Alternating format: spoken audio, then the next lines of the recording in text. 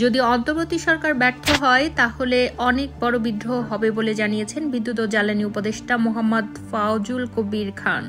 শুক্রবার সকালে south east বিশ্ববিদ্যালয়ের HR কনভেনশনের আলোচনায় তিনি কথা বলেন। বিদ্যুৎ ও জ্বালানি উপদেষ্টা বলেন, বড় প্রকল্প নেওয়ার আগে সেখান থেকে রাজস্ব কতটা আসবে তা বিবেচনা করা উচিত।